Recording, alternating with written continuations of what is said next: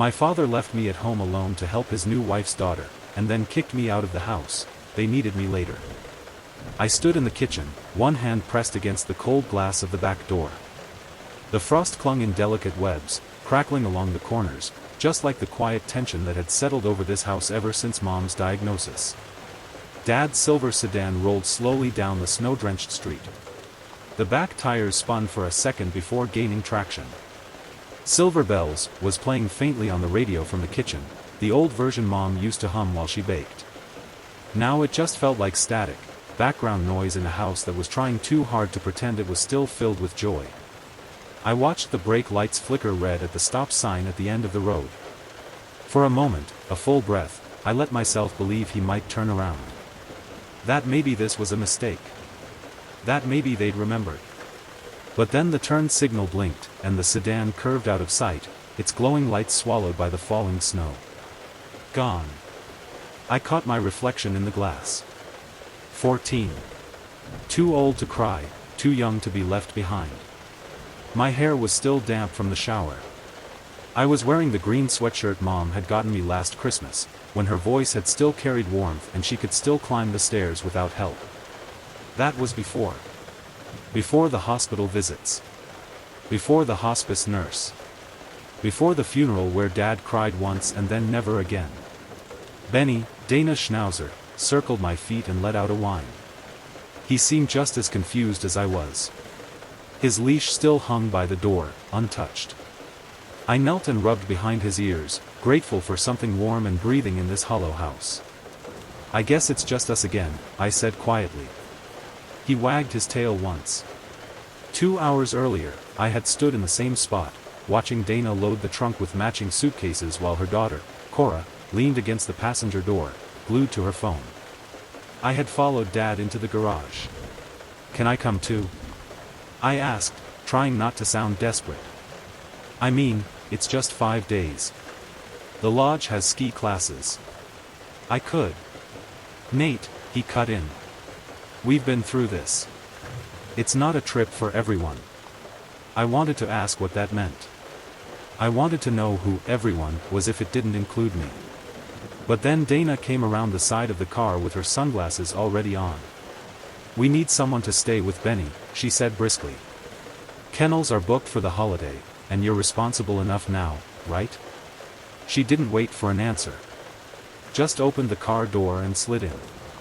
I stood in the garage long after the door had closed behind them, surrounded by silence and the lingering scent of exhaust. Now, in the kitchen again, I watched the wind blow snow against the deck. It was Christmas Eve. On the fridge was a single sheet of paper with emergency numbers. A wrinkled $20 bill was magnet below it, labeled pizza. 5 days. The same 5 days that marked the anniversary of Mom's passing. Benny rested his chin on my foot, his breath warming my sock through the fabric. He didn't complain. Didn't demand. He was just there. The Christmas tree blinked from the corner of the living room, casting odd shadows across the walls. It still held ornaments Mom and I had made together, clay stars, scribbled initials, one with my third-grade photo glued off-center in a bottle cap frame. They were the only parts of her left in this house. That morning, Dana had replaced Mom's old angel topper with a glittery gold snowflake. "New year, new traditions," she'd said. I didn't argue. There hadn't been much point in arguing in months. I sat on the rug beside Benny, the floorboards cool beneath me. He rolled over, demanding belly scratches. I gave them to him and tried not to think too hard. Later, I found the envelope. It was tucked in the side pocket of Dana's overnight bag in the downstairs hall closet. I hadn't meant to snoop, I was grabbing my gloves, but when it fell out, I saw the edge of a photo poking out. It was from the lodge. A family photo. Dad. Dana. Cora. In matching sweaters. Smiling. Laughing. No empty space. No acknowledgement. No trace that someone, anyone, had been left behind. The timestamp in the corner made my stomach tighten, December 25th. I sat on the bottom step of the staircase for a long time, the photos spread across my lap like evidence at a trial. There were others too, one at a restaurant, another of Cora holding up a pair of new designer boots, her face lit up with joy. I didn't recognize any of the settings. I didn't recognize the man beside them. Dad looked lighter. Happier. That was the worst part. He looked like he'd finally found a family that didn't weigh him down. I thought I was used to being forgotten. Overlooked. But seeing it captured like that, smiling faces, no space for a fourth, it knocked the air right out of me. Later that evening, as snow drifted past the window like ashes, I put the photos back into the envelope and hid it under my mattress. I didn't cry. I fed Benny, turned off the Christmas lights, and went to bed with all the weight of that silence pressing against my ribs. This was the moment I would remember most clearly years later. The night I realized I wasn't part of their story anymore. I was the footnote they stopped reading. I woke on Christmas morning to silence. The kind that settles over everything like dust. No laughter. No pancakes. No scent of Mom's cinnamon rolls, which she used to start before dawn, humming to herself in the kitchen. Just Benny, curled up beside the bed, blinking sleepily. Downstairs, the Christmas tree blinked half-heartedly. A few wrapped boxes with my name scrawled across the label sat under it, none of them from Dad. All tagged, from Dana and Cora. I didn't open them. Instead, I heated a bowl of instant oatmeal and sat in the window seat where I used to help Mom hang paper snowflakes. By noon, the silence was unbearable. I bundled Benny into his leash and we trudged through the snow-covered sidewalks. I waved at Mrs. Cranston across the street, who frowned at me through her window but didn't come out. I think she knew something wasn't right, but no one ever asked. That night, I found myself scrolling through the family email account, the one still tied to old school messages and medical updates. I knew the password by heart. There it was. A confirmation email from the Aspen Lodge, addressed to Everett Carrington and family. Dated December 20th. No mention of me on the guest list. In the special requests field, Dana had typed, "Please note, our party includes 2 adults and 1 child. No pets." I stared at the screen until the letters blurred. When I returned to school in January, I didn't say anything to my friends. What was I supposed to tell them? That my family had literally left me behind? Instead, I threw myself into school. I joined the debate team. I signed up for the yearbook club. I volunteered at the animal shelter. Anything to stay out of the house. Aunt June, Mom's sister, noticed first. She came over one Saturday in February while Dana and Dad were out shopping for home upgrades. "You look thinner," she said gently, peering into the refrigerator. "Are they feeding you, Nate?" "I eat at school," I replied, closing my bedroom door. That night, she cornered Dad. I heard them arguing downstairs. Her voice sharp. "He's tired." "She's your wife, June," he said at one point. "No," she shot back. "She's your crutch. But Nate's still your son." For weeks after, Dana was icier than usual. Cora slammed more doors. The silence returned. But Aunt June started inviting me to her place every Sunday. She made grilled cheese sandwiches with tomato soup. She played music from Mom's old playlists. She called me kiddo, the same way Mom used to. Those Sundays became sacred. I started keeping a journal. Not because anyone asked me to, but because the words needed somewhere to go.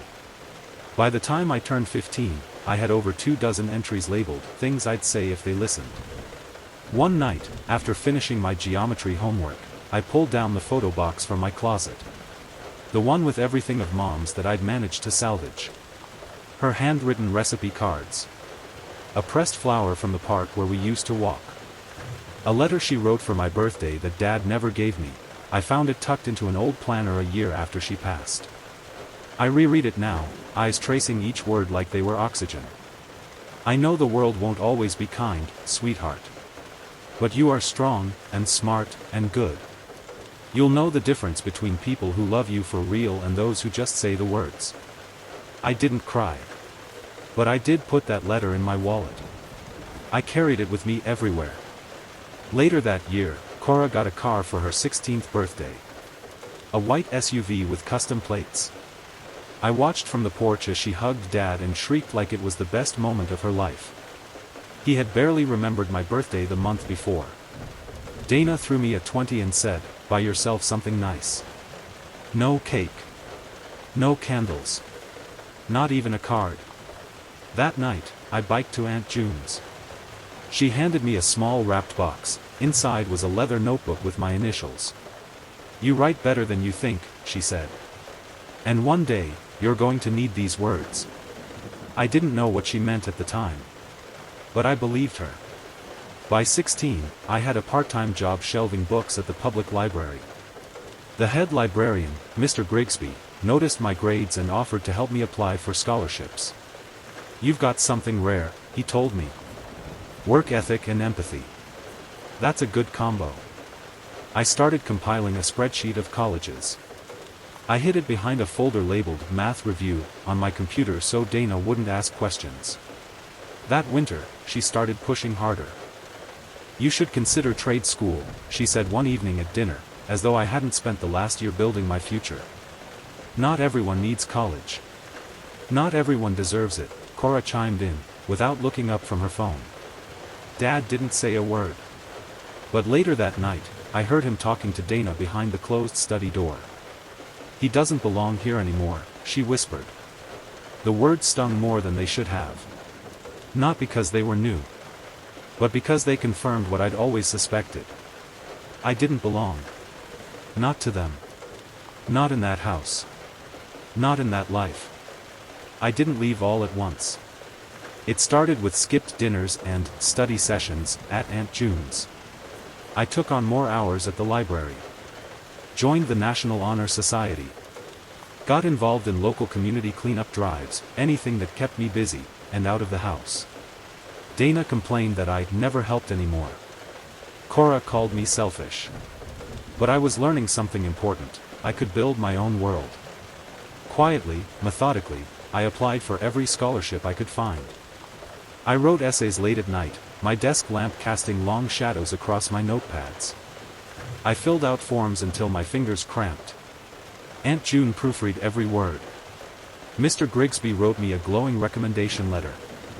At school, Ms. Leung, my history teacher, pulled me aside after class one day. "Your essay on post-war displacement, it's excellent," she said, pressing a hand to the page like it was something fragile. "You ever consider submitting it for the state contest?" I did. And I won. The certificate arrived in a plain envelope. I stared at it in my room, half expecting it to vanish. I didn't tell Dana or Dad. I didn't want their empty praise. Instead, I slid it into the new folder I kept hidden under my bed. The one with scholarship letters, acceptance emails, and course catalogs. My freedom, page by page.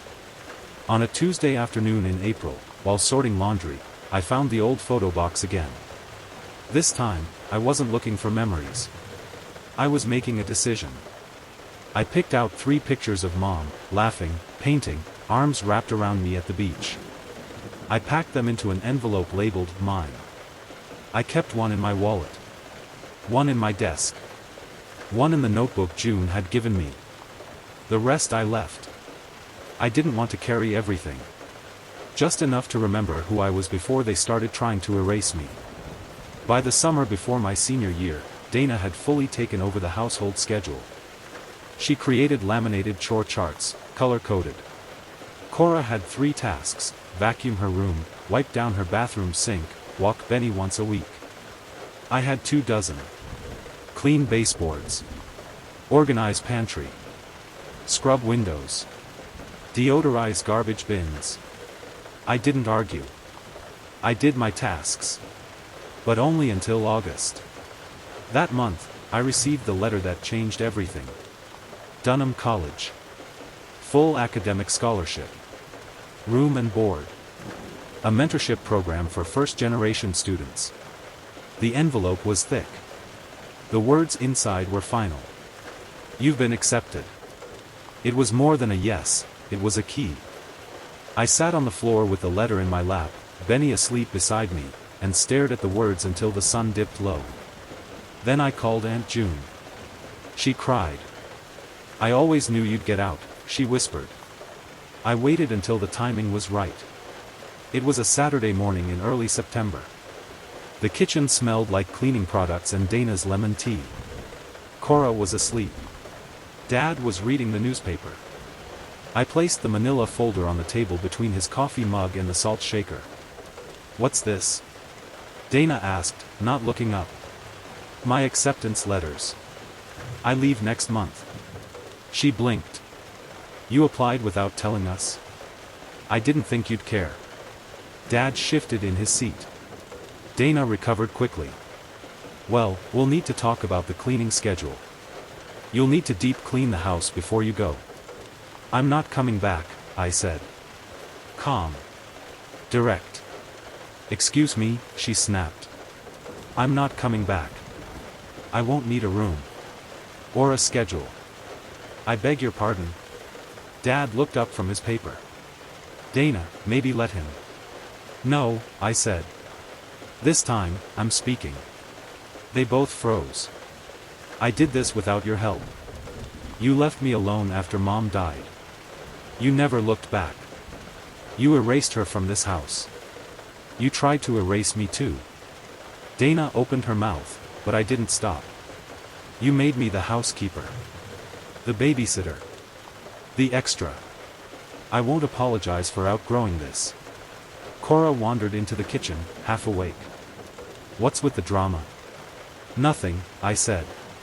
Just packing my future. I walked out before they could respond. That night, I slept at Aunt June's. I never went back. In the weeks that followed, I packed what little I owned. I took Mom's photo, the scholarship folder, the worn notebook, and Benny's collar. Aunt June had offered to take him. Cora didn't protest. When move-in day arrived, Marnie, June's daughter, helped load the car. She handed me a small, wrapped package. Inside was a pen engraved with 3 words. You found the way. I didn't say goodbye to Dad or Dana. There was nothing left to say. I stepped into my dorm with nothing but 2 suitcases, a map of who I used to be, and the unshakable belief that I could be more. Dunham College felt like breathing for the first time. The dorms were old but clean. My roommate, Kellen, was quiet and liked classical music. Our RA knew everyone's name by the second week. Nobody expected me to fold their laundry or scrub mold from under the sink. For a while, I walked around waiting to be told I didn't belong. But no one did. Professors read my essays aloud in class. Classmates asked for my opinion. I was invited to study groups, game nights, even a bonfire out by the riverbank. In the quiet hours between lectures, I wrote short stories, reflections. Some entries from my old journal morphed into poetry. I kept Mom's photo taped inside my planner. Aunt June sent care packages, granola bars, socks, clippings from the hometown paper. I read every one of her notes twice. Cora, Dana, and Dad never reached out. I never expected them to. But then, in the spring of my junior year, the email came. Subject line, please talk.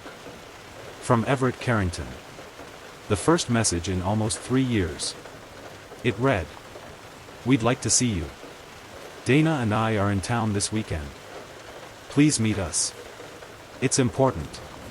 No apology. No acknowledgement of the years. Just a request. For some reason, I said yes. Maybe to prove to myself I wasn't afraid of ghosts anymore. Maybe to prove to them that I wasn't the boy they abandoned. We met at a cafe downtown, one with tile floors and low lighting. I arrived early and chose a seat by the window. When they walked in, I barely recognized them. Dana looked older. Tired. Her smile didn't reach her eyes. Dad's hair had gone completely gray. He wore his guilt like an extra coat. Nathaniel, he said, trying to sound casual. Hi, I said, offering no more than that. We weren't sure you'd come, Dana added. I wasn't sure either. The silence stretched long and uncomfortable. A waitress took our drink orders, black coffee for them, tea for me. It's your sister, Dad said finally. I blinked. Cora? Dana nodded. She's in trouble. The story spilled out. Cora had dropped out of college halfway through sophomore year. Spent nearly $30,000 on credit cards. Moved 3 times. Had trouble keeping jobs. She's lost, Dana said, looking directly at me. We were hoping, maybe you could talk to her. I leaned back in my chair. You left me alone at Christmas so you could take her to Aspen. Dana opened her mouth, but I raised a hand. I was 14. You told me to be responsible. You gave me a pizza coupon and disappeared. Dad shifted uncomfortably. I went to college on my own, I continued. Got scholarships. Lived with June. You never asked if I needed help. We didn't know how, Dad said quietly. I didn't need you to know how. I needed you to try. The table went still. The hum of the cafe felt far away. I understand that Cora's struggling, I said after a moment. But I'm not your fixer. I'm not the spare son you call when your golden one falls apart. Dana's face tightened. That's not fair. No, I said. What wasn't fair was being erased from my own home. What wasn't fair was watching my mom disappear from every picture on the wall and being told to get over it. They didn't respond. I hope Cora finds her way, I said, finishing my tea. But she won't find it through me. I stood. Wait, Dad said. I hesitated. I'm proud of you, he added. All that you've done. I nodded once. You didn't help build this version of me, I said. So you don't get to claim it. And then I walked out. That summer, I interned with a nonprofit that supported youth transitioning out of foster care. The stories were heartbreaking and familiar. So many kids knew what it felt like to be forgotten. I knew I couldn't fix their lives. But I could offer something I never had. A voice. A hand. A little hope. So I stayed. I took a job with the nonprofit after graduation. Rented a small apartment above a bookstore. Bought a second-hand couch. Framed Mom's beach photo. I even got a dog. A mixed mutt named Milo who followed me from room to room like he was afraid I'd vanish.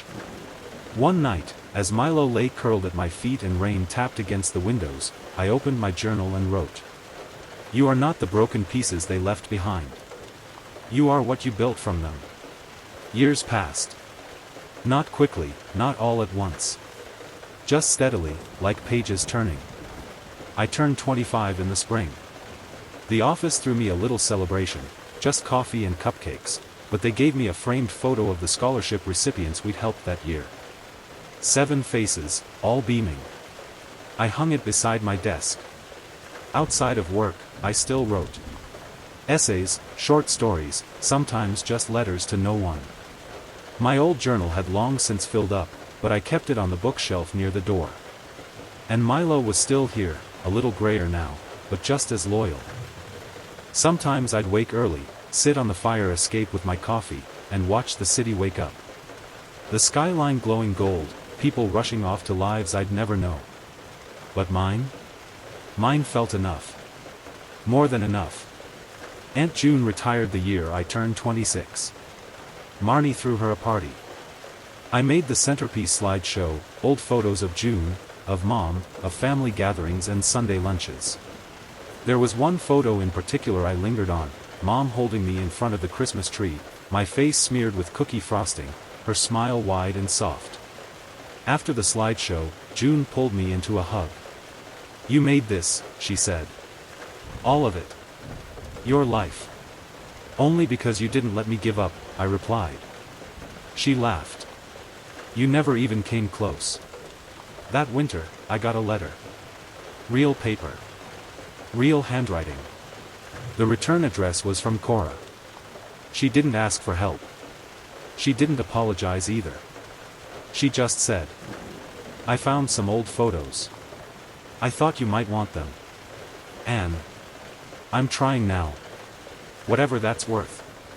Inside were 3 pictures. One of Mom.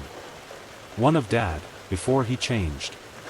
And one of me, maybe 10 or 11, grinning with a snowball in my hand, Benny jumping behind me. I didn't cry. But I sat with the letter for a long time. Some part of me knew I might see them again someday. But the ache was gone. The need. The proving. I didn't need them to say sorry. I didn't need them to see me anymore. Because I saw myself. Christmas Eve rolled in again with soft snow and warm light. Marnie and her wife invited me over. Aunt June was already there, setting out too many side dishes as usual. Don't bring anything, Marnie had texted. Just yourself. I arrived with a bottle of cider anyway. Habit. Inside, the tree sparkled with a mix of clashing ornaments, hand-me-downs, and a few made by neighborhood kids. It was chaotic. It was beautiful. Milo trotted in and promptly flopped onto the rug like he owned the place. June handed me a plate of cookies, still a little burnt on the edges. They're perfect, I said, and meant it. We ate, laughed, told the same stories as always. After dinner, I wandered into the hallway and paused by the gallery wall. It had changed over the years. New photos. New people. But right in the center was one of me and Mom, at the beach, wind in our hair, her arms wrapped around me like she was holding the whole world. You okay? Marnie asked from behind me. I nodded. I think so. More than okay, actually. She bumped her shoulder into mine. You deserve all of this, you know. I didn't argue. I believed her. Later that night, back in my apartment, I took Milo for a walk. The snow crunched under our feet, the air sharp with December's chill. Somewhere nearby, someone lit a sparkler. Kids laughed. Lights twinkled in windows. I paused by a bench, the same one I used to sit on when I first moved here. Back when I wasn't sure who I was becoming. Back when I still checked my phone for texts from people who never sent them. Now it was quiet. Steady. I sat and looked up at the stars. In my wallet was Mom's letter. Faded. Folded. Still legible. You'll know the difference between people who love you for real and those who just say the words. She was right. I had found real love, not in romance or grand gestures, but in presence. In effort. In the people who stayed. Not the family I was born into. The one I built. And for the first time in my life, I wasn't waiting to be seen. I was already home.